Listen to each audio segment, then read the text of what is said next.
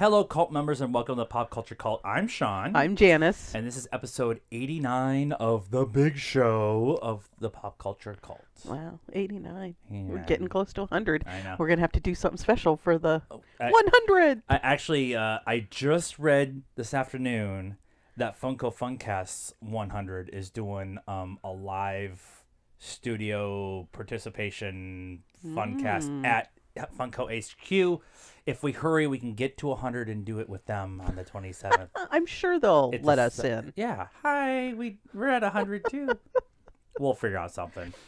This is our big show. Our big show, we normally talk about movies, which we're going to talk a lot about movies today because of the Golden Globes were last night. We also talk cons and stuff on this show. We also do a TV time episode where it's just TV talk. And we did one yesterday, and we talked a lot about Stranger Things and Batwoman and stuff like that. We would ask that you subscribe to this channel and to like all of our videos, leave us comments, all that stuff. But we talked about something big that we were going to start after the first of the year, and we did it. And so we started a Patreon, and it's been available for a few weeks, but it actually became available on the first. We actually started pushing it on the first. And it's really simple. The easy level to get in, up, down, and left, on,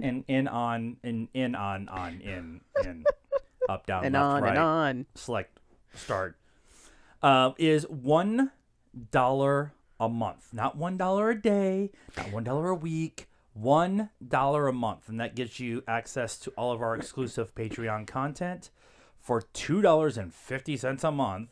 You can vote in our polls for classic movies that we're going to watch and do reviews on that are only going to be available on Patreon. And then there's a $5 level. I just think $5 a level, it's one less Starbucks a month. Really, it's probably a good idea that you do that because it's cheaper and the money goes to good people and not to bad. Starbucks isn't that bad. Actually, they're pretty good. I was more thinking about like the calories and stuff that you're going to do. But for $5 a month, every 6 months, you get to tell us what movie to watch. And we will do a review of it on the channel, on the Patreon channel. And we have some restrictions on that. We won't do certain things. We will review, and we will not do the road. But what we ask from you is that you actually sign up for Patreon. Subscribe to the YouTube channel and then go sign up for the Patreon. And we're doing it because, we want some new cameras and we're going to use it for equipment and go into some cons and some other. There's a movie festival here in Chandler that we both kind of like, I think I want to go to that, but we're not quite big enough to get press passes and we're not quite liquid enough to go, so it's stuff like that we want to do. So we want to expand our horizons and build the channel to be bigger and better than what we're doing right now. Hence why we're doing the Star Wars show. That's coming later this week. We have some stuff to talk about there too. So this week we have 2 reviews we want to do because we're getting caught up from the holiday, and then we're just going to the Golden Globes. So the first one we want to talk about, we know we're late to the party. No, we're not late to the party, but we're late to the movie party thing. Was Aquaman. Jason Aquaman, as Makuga calls it. And we went and saw it right after Christmas. Friday. Christmas after? Yeah, the Friday between Christmas and New Year's. Yeah. And we saw it in 3D. Now, I'm not going to say that the 3D enhanced the movie-going experience, but it was pretty bitchin'. Yeah, I think that, we don't tend to see a lot of stuff in 3D because sometimes just like, A Star is Born in 3D. Why? That makes no sense. No. But stuff like this, if we have the opportunity, we'll see it in 3D, and I think it was worth it. It was really cool in the underwater stuff and everything. Yeah. A lot of people have talked about Aquaman, and we're not going to say anything that hasn't already been said. We both liked it for its understanding of what it is. It was trying to be a fun adventure, campy at times adventure movie. Like it did. Right. You can't be all like, Oh my God, they're not taking themselves seriously. It's a movie about a fish man, a A guy who merman. can talk to fish. Right. And it was Jason Momoa is really good in it, and Amber Heard's really good in it. Yeah. And William Dafoe, the de-aging on William Dafoe is awesome. Yeah, The special yeah. effects are really cool, and I like how they can actually talk underwater, and they had to do the thought bubbles, and like I just thought it was really well done. I think it was a better from start to finish movie than Wonder Woman. Wonder Woman kind of Petered out in the third act. Yeah, you're like, what is going on? Yeah. But this was a better start to finish movie. And this is one of those ones that I think we're gonna watch and see it a couple more, or at least see it a couple more times. But I think we're gonna buy it. Yeah, we probably will. We'll probably buy it Yeah. and stuff. That was really fun. You want to give it a quick score? Sure. 3.5. 3.5. That's where we're at. Okay. All right. We will watch it again. It's a good 3.5. Yeah. The other one we saw was Last Friday. Last Friday. Did we Yep. go on Friday? Oh, we Yep. did go on Friday. We went and did that, and we went and did this. The Favorite. Now, this is an Oscar bait movie. It is Olivia Colman and Emma Stone and Rachel Weisz and Mark Gatiss for like 5 seconds, and Nicholas Hoult, who's amazing as the leader of the Whigs. Period piece. Literally. Yeah, he's fabulous. It is a period piece. It is a make you question leadership and decision making and backstabbing and medieval politics and like all of that. And everybody's performance is amazing. Yeah. Yes, absolutely. Well, and Olivia Colman won a Golden Globe, so obviously they thought that her performance was amazing too. I mean, I've said this before, say it again. I love her in Broadchurch. I didn't realize that she was in not Hugh Grant, Hugh Laurie, the one that you looked up last night. That she actually won an Oscar for. Oh yeah, she was best support. Or it was a Golden Globe for best Golden supporting. Globe. What was that for? I don't remember. Yeah. Tom Hiddleston, Hugh Laurie. Night Manager. Night Manager. Yeah, there you go. Yeah, I got it. Yeah, and she was like, she shows up to get her award at the Golden Globes, and you look at her after watching her on The Favorite, and you're like, it's not even the same person. Like, they're not even close to each other. Right. But the bickering back and forth between Emma Stone and Rachel Weisz is really what makes that movie for me. And them going at each other's throats and literally going at each other's throats and maybe firing guns at each other. The TARDIS keeps going off in the other room. There must be Your stuff phone going on. is exploding. But it was very well done. Interestingly shot. Yes. Yeah. And we both said that we'd like to watch it again just to pay attention to the shots and the music. I don't even know if I would say music. There's probably 10 minutes where it's just done. Yeah. Done. And you're like... Yeah. There was so much going on that you're trying to pay attention to the story because there's a lot of stuff going on there too. Right. And then just the costumes and the music and the way it's shot and the landscape, the castle. And the just there's like fish islands scenes. Yeah.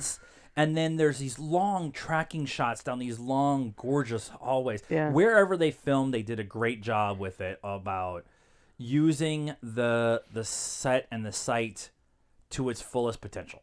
Like they did that like super well. And there was one like looking down, and there was parquet flooring that was like circles, and they were standing in the two circles. I think it was in that library thing when she was looking down, and there just grandiose, like so well done, so well shot. I would say we're gonna watch it again multiple times. It's definitely a watch, mostly to get kind of all the other stuff. Yeah, I don't know that we would buy it, but I definitely would like to watch it again. Watch it again. Yep. Score?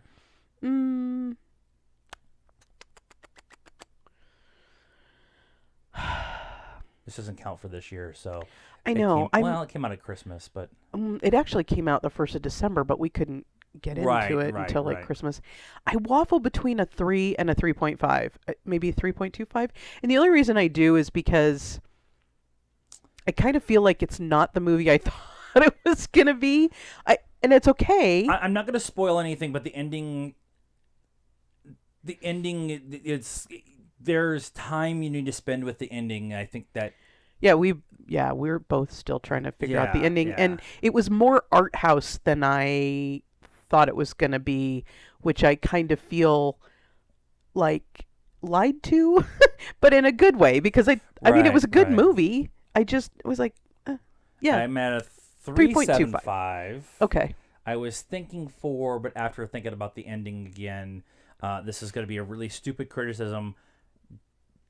Sometimes with a movie like that, I am okay with movies that leave it open-ended and stuff like that, but a movie like that, I actually want put it on a platter for me. Yeah, we did talk about how they don't explain anything.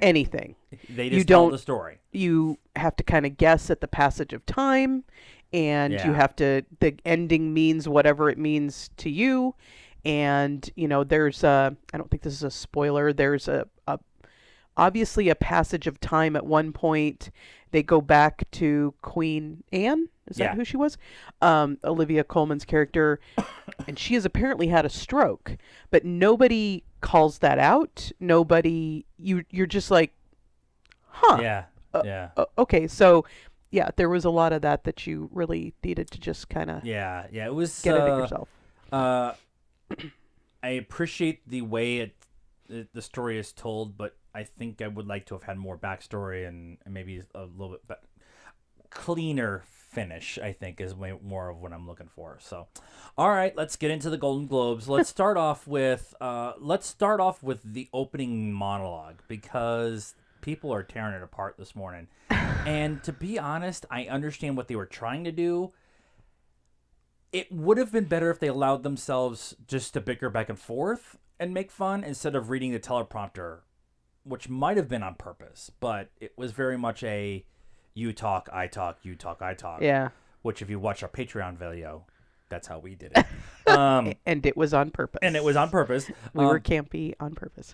But they kind of leaned into the being campy and kind of making fun of the fact they usually do a mini roast at the beginning of the award system. Yeah, and so they did the opposite. They did the opposite. And I like them as hosts. I would like to see them again, but maybe let them open up. They were playing it very safe. Yeah. And they played it very safe. Until they got to the whole flu shot scene. The flu shot scene was weird. It was weird, and the people in the audience were like, yeah. And here's 3 people that you can you masturbate to every week. Here's the cast of This Is Us.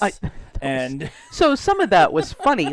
And they did, I don't remember who ultimately came out, but they made it sound like it was going to be Jack Nicholson. Yeah. Because it was they said he's Steve Carell. Yeah, it was Steve Carell. They said he's been in One Flew Over the Cuckoo's Nest, and he's been a Joker, and then it's Steve Carell, and you're like, they were doing that all night. They were talking about stuff that people were in, but it wasn't actually those people. They did that all night. Yeah, I was like, wow, Jack Nicholson's at a award show. Yeah.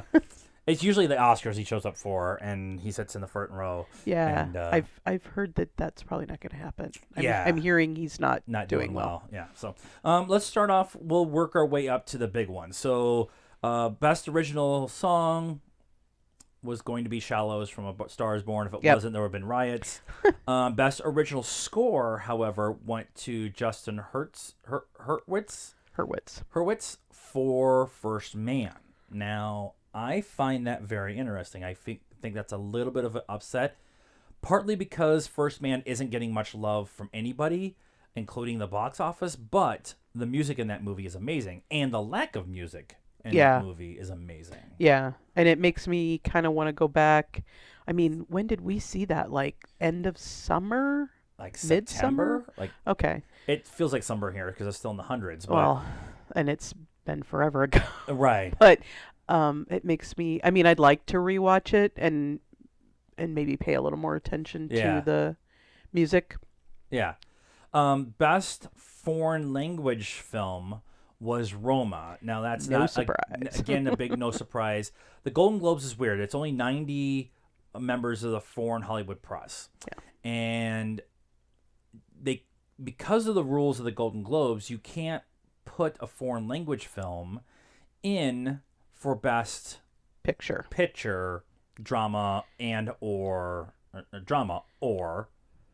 comedy or musical. Well, you could, but But you then you can can't only put it in for one or the other. yeah, which you is can't dumb. do both. And we'll get into the whole So they knew they could win this one, so they went for right. this So they one. went for this one, which was a Fine, kind of an whatever. automatic win for them. But they did give Alfonso Cuarón best director for Roma, which I think was not surprising, but maybe a bit of an upset, considering A Star Is Born. Their table was the first table next to the stage. Yeah, that was interesting, and they just Bradley kept Cooper not and getting, they kept, yeah. Lady Gaga were sitting next to each other, and they kept getting passed over, but over and over and over and over again. The only thing that Stars Born won for was Shallows. Shallows. And that, I think, is probably a huge indicator, but also a big upset and some other stuff. I'm hoping maybe they get a little more Oscar love, but we'll see. Well, it's going to be different because you got 9,000 plus people. You have a younger crowd now. Maybe some of that younger crowd hasn't seen some of the other versions of this movie.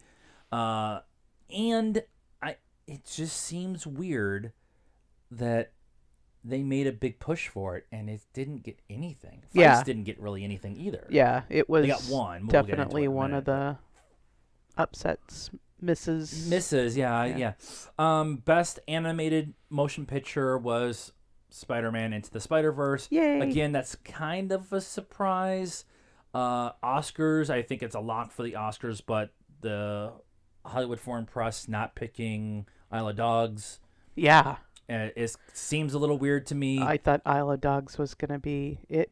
Stop motion is hard, but Into the Spider-Verse was amazing. It's the best animated movie of the year, and I loved Incredibles and everybody says Wreck-It Ralph is Ralph Breaks the Internet, whatever it is. And we keep meaning to watch Isle of Dogs. It's on HBO. It's on HBO now, and I really want to see it. Best screenplay. Now, all the other categories, the big categories, it's drama, and then broken into two groups. You have drama, and then you have comedy or musical, because it's the Golden Globes and they're foolish. But director, screenplay, all that kind of stuff were all lumped together. So, best screenplay went to Green Book, which I think is kind of an upset. I do too, but I mean, it was adapted from a book, and it's not a best original screenplay. It's just best screenplay. Yeah. I don't know. I was happy. I was happy. I was happy with it. I just A Star Is Born wasn't there. Vice wasn't. Vice didn't win, that kind of stuff. So, and Vice was more of an original, right? Right. Stars Born. It's all you're doing is adapting the old ones, right? Making them more updated. Yeah. Vice might have been a. But Nick Vallelonga. Vallelonga. The guy's son, that was played by Viggo Mortensen, got up and gave a really cool speech, and then they kind of started playing the music, and then somebody else tried to get up there to say something, and they kind of shoot him off the stage, and it was like, that's kind of shitty, but that was a really cool pull for them. Okay, so now let's get into the bigger ones. The best performance by an actor in a supporting role, speaking of Green Book, was Mahershala Ali. I'm getting closer. Ali. Now, we had the discussion when the nominations came out that he was the co-lead with Viggo, but because of the Golden Globes and the weirdness that they have, you have to put one in for supporting and one in for lead. You can't put them both in the same category. And so you can't also, like, Emily Blunt could only put her name in for Mary Poppins and not for A Quiet Place. I think they could have put them both in because Rachel Weisz and Emma Stone were both in for supporting. Right, but they couldn't put, but that's, it's combined. The supporting actor is the combined category. So it's all the dramas, all the comedies, all the musicals. Okay. Best leading man in a drama, best leading man in a comedy or musical. So they chose to put one in the leading and one in the support instead of both of them in support and have to have them go against each other. Right. Okay. So and then Vigo ended up not winning anyway. Right. So it's the Golden Globes and I bitched a lot about the Golden Globes and how it's set up. It's a big deal because it's kind of the precursor AAA baseball to the Oscars, but it is one of those things that, like, a lot of people like take what this happens here to predict what happens for the Oscars. Now, I think the Directors Guild of America and the SAG Awards and the Producer Awards are more, I think, for the people who win in those categories because it's their peers nominating them. Yeah. Like the Oscars. Yeah. This is just 90 critics who speak really bad English. God, that's racist. The best supporting actress in a supporting role was Regina King in A Beale Street Can Talk. Right. Yep. Not Emma Stone or Rachel Weisz. Right, which I think they canceled each other out. Yeah. Maybe. We haven't seen Beale Street. We haven't. And I thought, I mean, Rachel Weisz was amazing, but I think Emma Stone was the better of the two. I think Emma maybe took more risks in her role than Rachel did. Yeah, she just, like, her facial expressions and her, like, when she goes, psh, yeah, she's got the whole lip curl, and oh my God, it was funny. But Regina King gave an amazing speech. She gave a really good speech. Not the best speech of the night, but it was a really good speech. And she offered every project, every project she works on from here on out, she's going to have, that she has a say in, she's going to have 50% of her cast, the cast and crew be women. Yep. And people of minority. And so that was kind of a cool thing that she publicly stated out there for the world. So now if she doesn't do it, she looks like a hypocrite. Best performance by an actor in a motion picture, musical or comedy, was Christian Bale in Vice. Now we can discuss, if you want, is it a comedy? We did a review on this. If you'd like to watch our review, you can watch it here on this channel. But I mean, I discussed in our review that I can't think of the guy that did this in Big Short, but it's a comedy up until it's not funny anymore. Adam McKay. It's a comedy up until it's not funny anymore, and then it's not a comedy anymore. Right. Because you're talking about serious issues, serious problems, serious whatever. So,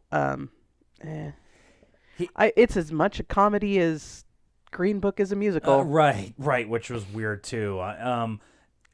Christian Bale was really, really good, and he is probably the front runner right now for the Oscars. He gave the best speech of the night. And he actually said he channeled Satan to play Dick Cheney. Which is like, the reason it was the best speech of the night was because he just talked. He wasn't reading a prepared statement, and he kept asking his wife, who else am I supposed to be like, who else am I supposed to be thanking and stuff like that. He thanked the prosthetic and the makeup people for making them look right, and just the director and just the cast. It was just amazing, and he let his full accent out. Oh yeah. I think that's kind of the difference between people who have never and may never win again, and somebody like Christian Bale who's won before, and chances are good he's gonna win again. And so it's like your first kid versus your third kid, right? You're like, whatever, rub some dirt in it. Thanks. Thanks everybody, it was awesome. It was just a really good speech, very refreshing. but his performance for that category probably was the best choice, and so I was really happy that he got it. Yeah. Best performance by an actress in a motion picture, musical, or comedy was Olivia Colman for The Favorite. She's if she's the front runner for the Oscar, I think right now for a leading lady. Yeah, I don't know. I mean, I don't know who else is going to be. We'll get to that one in a minute. Right. In the most major upset of one of the major upsets tonight, but. She's amazing in the role. She was super happy to be up there, and she thanked her bitches. Her bitches. And they didn't bleep it, which was amazing. Yes, it was so good. Best performance by an actor in a motion picture drama, Not a musical. not a musical, was Rami Malek for Bohemian Rhapsody, which we've had a long discussion in this house. I think Bradley Cooper's performance is probably a little bit better, partly because of what he was doing as director and all the stuff that was going on. But Rami Malek channeled Freddie Mercury probably as good as anybody else could have. Although I still want to see Sacha Baron Cohen's. And he was there. He was there He was there last night. This Is America. Yeah, Whatever that but I show don't was. remember that. I must have been in the shower. I think you were in the shower. It was when really they early did. on or whatever. All They right. showed him. But Rami Malek, given his speech was amazing too. He thanked everybody, thanked the mom and dad, and thanked Queen, and thanked Freddie Mercury, and did all that Did stuff. not thank Bryan Singer. and did not thank Bryan Singer, which was a big thing. Oh, and then I was going to send this to you today. Bryan Singer turned around and took credit on Instagram right after He's right after the last one. Yeah. He's been posting a lot of stuff to Instagram about behind the scenes stuff, and Yeah. I've been following it because I find that behind the scenes stuff interesting. Yeah. But it was still Yeah. Everybody's like, "No, you were fired. You were fired, and this You don't get to take credit for this this is movie." exactly why you were fired, because of this kind of thought process. So best performance act by an actress in a motion picture drama, Glenn Close for The Wife. What? What? Is that a movie? We do a lot of movie stuff. See a lot of trailers, and because we see a lot of movies, we've seen a lot of stuff talking about with TIFF and South by Southwest and Cannes and all that stuff. I had never heard of this movie. Nope. I think this is an amazing upset. Now, it's Glenn Close. She's amazing, and I'm never going to be upset that she wins something. Well, and like I said, Meryl Streep wasn't nominated Meryl for Streep anything. didn't do anything so this year to Glenn get nominated Close. for. The next one. She didn't roll out of bed apparently. But Glenn Close, her speech was really awesome too. But It was. but above what Lady Gaga did, above what Rosamund Pike was. What was the other ones? I don't remember what the other ones were. It was like a bunch of stuff I'd never heard of, and then Lady Gaga for Stars Born. Yeah. I was like, did no women play in any movies this year? No, that was musical too. Yeah, it was was- Emily Blunt. they were and all Emma- like- yeah. It was just it was really weird. I think Lady Gaga deserves it for what she did, and I've seen some interviews with her lately where she said, "If you think I'm playing myself, you don't understand." And she channeled a lot of stuff that she knew, but she wasn't playing herself. Yeah. And you really kind of get that after you see the movie. And then the last two was the two best pictures. Musical comedy was Green Book. Green Book was kind of the big winner of the night with the different things. Really, really good movie. Is it the best movie of the year? I don't think it will do as well at the Oscars. I Yeah. think there will be other stuff that this might be a makeup in reverse. Oh yeah, I see what you're saying. Yeah, maybe I wouldn't be surprised if that's. But again, it's the Hollywood Foreign Press, and so they, weirdos. It was up against Vice, which I thought Vice was gonna win. It got 6 nominations. Yeah. Christian Bale won, but once it won for best screenplay, and Mr. Ali won for best supporting, and so then now Vigo's gonna win, and he didn't, so now it's Vice. So there was all this stuff going back and forth, and I really thought that he was gonna. But what I think is going to be the upset of the night, and what the one everybody was talking about the most, is Bohemian Rhapsody won for best motion picture drama, Right. and that is against Beale Street, against A Star Is Born, like. Everybody thought A Star Is Born was going to do really well. It was at the front table, like I said, Right. And Beale Street too. Yeah. I think that Black Klansman, Black Panther. Yeah. But it just like hugely happy. Like I'm happy. It's like one of her favorite movies of the year. Is one of my top 5 movies of the year. But again, just a huge surprising upset. Yeah. I don't know. You're not the best color person in the league. Sorry. For nothing. I'm shocked, Cotton. There you go. However, the getting everybody up there and them trying to find Robbie after he just won. And then the producer telling the story, them trying to make the movie, but his kid stuck up on stage with him, and Brian May is up there too. Yeah. Just like it was really cool. Yep. Overall, Golden Globes, I think like I said, I'm not a huge fan of the Golden Globes. It's not the best. We love the Oscars. I love the Oscar pomp and circumstance and stuff like that. Yeah. But the Golden Globes are cool because everybody, like you said last night, everybody's more relaxed. This is kind of their thing. Everybody's drinking. They're drinking. Bill Murray came out with a chalice, and you could tell he's been drinking. Yeah. And stuff. And then apparently, so in Olivia Colman's speech, you hear her say, "Oh, I loved your sandwiches," and to somebody in the audience. Melissa McCarthy. No, Oh, Olivia Colman was making the speech, but the camera doesn't pan out into the audience, so you don't know who she was talking to. Well, and then it does, and it's the little girl from 8th grade or whatever. Yeah. And so you're like, okay, that's random. I have no idea what you're talking about. So then today I found out that they decided to feed them all before the actual award ceremony started, because of the clinking of dishes and silverware and everything. So there were a lot of people stuck on the red carpet, and they didn't get to eat. Right. So Melissa McCarthy stopped apparently at some sandwich shop and bought like 30 ham sandwiches and brought them in and distributed them to folks who were stuck out on the red carpet and didn't get to eat.